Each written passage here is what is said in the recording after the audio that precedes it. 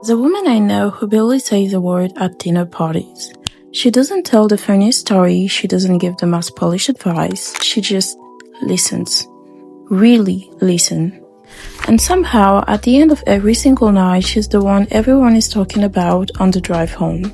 I used to think charisma was about being interesting. Turns out I had it completely backwards. The most powerful thing you can do in a conversation, the thing that will make people trust you, open up to you, and remember you long after you've left the room, is not what you say.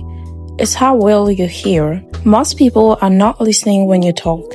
They are waiting for their turn, constructing their response, half present, half already gone. And we've all been on the receiving end of that. You're sharing something real, something that matters to you, and you can feel it in the air. The nods that come too fast, the eyes that flick your way, the way they pivot to themselves the second you stop speaking. It feels hollow and you don't forget it. We live in an age of noise. Everyone has a hot take, a reel, a caption, an opinion.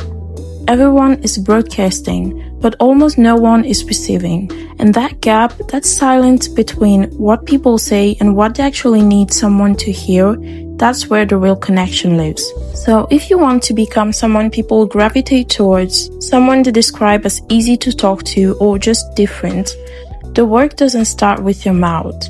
It starts with your ears. But what does real listening actually look like? Because I used to think I was a good listener, and I was so wrong. Real listening is not passive. It's not just being quiet while someone else talks. That's just silence. Real listening is active presence. It's showing up so fully for another person that they feel seen in a way they rarely do. And it does something extraordinary. When someone feels truly heard, something in them softens. They go deeper. They say the thing underneath the thing. They stop performing and start being real with you. And that kind of intimacy, that creates a bond that takes other people years of talking to build. So here's what it actually looks like in practice. First, you listen to understand, not to respond. This sounds simple, but it will change every conversation you have.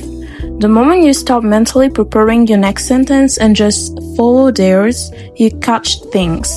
The hesitation before a word, the emotion hiding behind a casual phrase, the thing they almost said and pulled back, that's where the real conversation is. Second, you ask questions that go deeper, not wider. Most people, when someone says something interesting, immediately jump to a different topic. A good listener doesn't expand.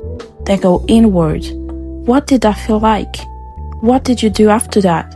One good follow-up question tells someone, I am here. Keep going. I want to understand you. Third, you resist the urge to fix or compare. The moment someone says they are struggling and you respond with, oh, that happened to me too, even with the best intentions, you've taken the spotlight back. Sometimes people don't want a solution, they want a witness.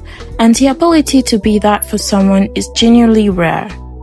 And fourth, you hold space in silence. Most of us panic in a pause or rush to fill it, but silence is often where someone is gathering the courage to say the truest thing. When you can sit with it, calm, unhurried, you signal safety. And people will say things to you they've never said out loud. People don't just feel comfortable around you when you listen. They trust you, deeply, instinctively. There's a psychological reason for this. When someone feels heard, the brain registers this as safety. And safety is the foundation of trust. People will call you reliable, not because of what you've done, but because of how you made them feel when they talk to you. They will say things like, she really gets me, or I can't tell her anything. Not because you gave them answers, but because you gave them attention. Which, in this world, is one of the rarest things you can offer someone. And here's the beautiful irony in all of this.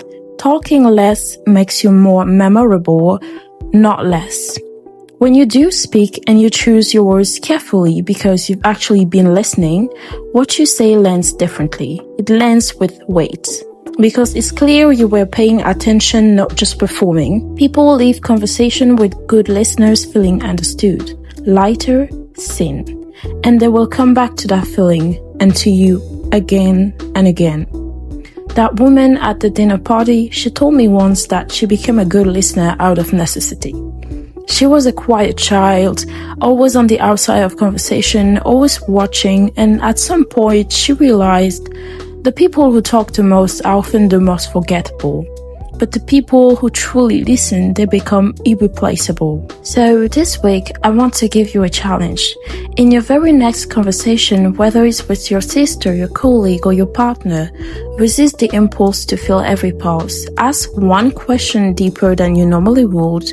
Notice what you catch when you stop preparing and just receive.